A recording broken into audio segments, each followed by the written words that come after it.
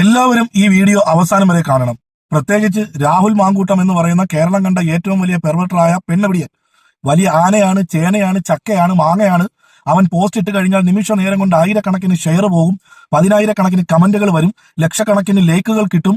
അവന്റെ പോസ്റ്റിന് ഭയങ്കര വ്യൂവേഴ്സ് ആണെന്നൊക്കെ പറഞ്ഞ് അവനെ വെളുപ്പിക്കാൻ വേണ്ടി, അവന് വേണ്ടി കിടപ്പറ വരെ തയ്യാറാക്കാൻ ഒരുങ്ങി നിൽക്കുന്ന ചില, എല്ലാ കോൺഗ്രസ്സുകാരെയും പറയത്തില്ല, കാരണം അന്തസ്സും അഭിമാനവുമുള്ള നല്ല വനിതാ കോൺഗ്രസ് പ്രവർത്തകരും കേരളത്തിലുണ്ട്. അപ്പൊ അവർക്കിടയിൽ പേരുദോഷം സൃഷ്ടിക്കുന്ന ചില മഹിളാ കോൺഗ്രസ് പ്രവർത്തകരോടും പിന്നെ രാഹുൽ മാങ്കൂട്ടത്തിനെ വെളുപ്പിക്കാൻ വേണ്ടി നേരത്തെ ചേർന്നിരിക്കുന്ന ചില കൊങ്കി മൂരി സൈബർ പോരാളികളോടും പറയാനുള്ളത്, നിങ്ങൾ പ്രത്യേകിച്ച് ഈ വീഡിയോ അവസാനം വരെ കാണണം.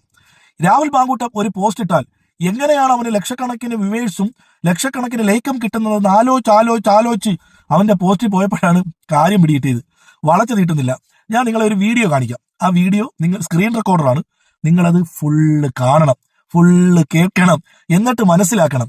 വ്യാജ ഐഡന്റിറ്റി കാർഡ് അടിച്ചിറക്കി വ്യാജമായിട്ട് യൂത്ത് കോൺഗ്രസിന്റെ പ്രസിഡന്റ് ആയിട്ടുള്ളവൻ വ്യാജതരമേ കാണിക്കൂ എന്ന്. നമസ്കാരം പ്രിയപ്പെട്ടവരെ, എല്ലാവർക്കും സുഖമാണെന്ന് വിശ്വസിക്കുന്നു. എനിക്കും സുഖമാണ്.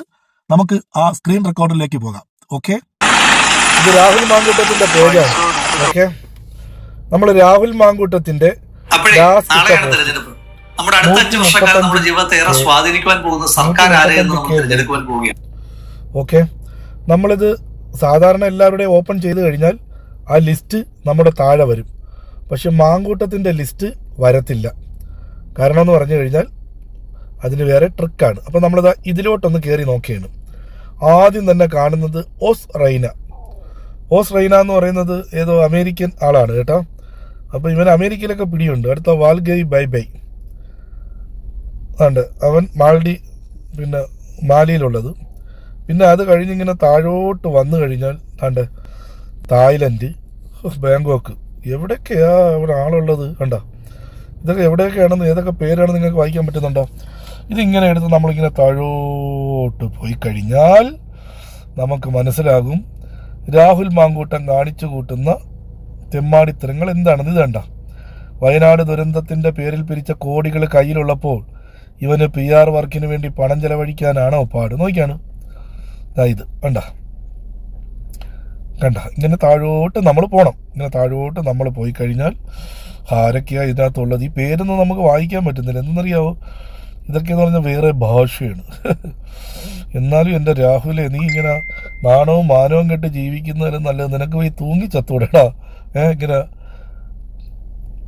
ഉണ്ടാ, ഇങ്ങനെ താഴോട്ട് പോകണം. കണ്ട, താഴോട്ട് പോയി കഴിഞ്ഞാൽ 4.8K ആ സിമ്പലിൽ, കെയറിങ്ങിൻ്റെ സിമ്പലിൽ ഏതാണ്ട് 4000, അതായത് 4800, ഇതിൽ 4750 എന്താണ് PR വർക്കിന് വേണ്ടി ചെയ്യിപ്പിച്ചതാണ്. ഈ പറയുന്ന ആരെങ്കിലും ഇവൻ്റെ പോസ്റ്റ് കണ്ട് വായിച്ചാൽ ഇവൻ പറയുന്നത് മനസ്സിലാകുമെന്ന് നിങ്ങൾ വിശ്വസിക്കുന്നു? ഇവിടെ ഇത്രയും പേരുടെ പേരിൽ ഒരു മലയാളിയെ കണ്ടു. അതും വേറെ പോസ്റ്റൊന്നും ഇട്ടിട്ടില്ല, കുറേ ഫോട്ടോസ്. ഇതൊക്കെ ഫേക്ക് ഐഡിയ ആണ് കേട്ടോ, അതൊക്കെ ഫേക്ക് ഐഡിയ, കുഴപ്പമില്ല, ഇരിക്കട്ടെ. വേണ്ട, ഇങ്ങനെയൊക്കെ പോയി കഴിഞ്ഞാൽ ഇതൊക്കെ ഏത് ഭാഷയുടെ? ഇതാണ്ട് എനിക്ക് വയ്യ. എന്തായാലും ഇങ്ങനെ മറ്റുള്ളവരെ പറ്റിച്ച് ജീവിക്കുന്നവൻ അതല്ലേ പറയാൻ പറ്റും. നമ്മൾ ഈ ലൈക്കിലോട്ട് വന്നു കഴിഞ്ഞാൽ കാണാൻ ബുദ്ധിമുട്ടാണ്. ചിലപ്പോൾ കാണാൻ പറ്റും, പക്ഷെ കണ്ടാൽ തന്നെയും അത് ആദ്യമൊക്കെ കുറച്ച് ഒറിജിനലും പിന്നെ അങ്ങ് ലാസ്റ്റ് പോകണം. കാരണം 1,26,000 ഇത് ലൈക്കുണ്ടല്ലോ, അതുകൊണ്ട്. അപ്പോൾ എൻ്റെ പ്രിയപ്പെട്ടവരെ, ഈ കള്ളനെ ഇനിയെങ്കിലും നിങ്ങൾ മനസ്സിലാക്കുക. കണ്ടല്ലോ, കേരളത്തിൽ ആദ്യമായിട്ട് ലൈംഗിക ശേഷി തീവ്രത അളന്ന കേരളത്തിലെ ഒരേ ഒരു MLA എന്നുള്ള പേര് ഈ പെണ്ണുപിടിയനായ രാഹുൽ മാങ്കൂട്ടത്തിനുണ്ടായിരുന്നു. ഇപ്പോൾ വയനാട് ദുരന്തത്തിന്റെ പേരിൽ പിരിച്ച കോടികളിൽ നിന്നും ഓരോ പോസ്റ്റിനും ലക്ഷക്കണക്കിന് രൂപ PR വർക്കിന് കൊടുത്ത് ലൈക്ക് തണ്ടേണ്ട ഗതികേടുള്ള ഒരു MLA ആയിട്ടും കൂടി ഇവൻ അറിയപ്പെടും. നാണവും മാനവും ഉളുപ്പും ഉണ്ടോ എന്ന് ചോദിക്കുന്നില്ല. കാരണം അതുണ്ടായിരുന്നുവെങ്കിൽ നീ ഇത്രയും നാണം കെട്ട പരിപാടികൾ ചെയ്യത്തില്ലായിരുന്നു. തൂങ്ങിച്ചത്തൂടെയെന്നും ചോദിക്കുന്നില്ല, കാരണം അത് തൂങ്ങിച്ചത്തവർക്ക് കൂടി നാണക്കേടായി പോകും. എടാ, ജീവിക്കുന്നെങ്കിൽ അന്തസ്സായിട്ട് ജീവിക്കണം. ആണായതുകൊണ്ട് ആണത്തത്തോടെ ജീവിക്കണം. ഇങ്ങനെ നാണവും മാനവും കേട്ട് ഉളുപ്പും ഇല്ലാതെ കാണ്ടാമൃഗത്തിന്റെ തൊലിക്കെട്ടിയായിട്ട് ജീവിക്കരുത്. അത് ഞങ്ങളെപ്പോലുള്ള ആണുങ്ങൾക്കും കൂടി നാണക്കേടാണ്.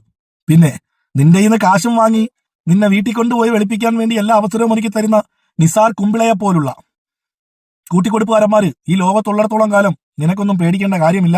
അവ എല്ലാവരും ഇവനെ മനസ്സിലാക്കുക ഇനിയെങ്കിലും. കാരണം ഇവൻ ഫേസ്ബുക്ക് പോസ്റ്റിൽ ഒന്നാമതൊക്കെ വരും.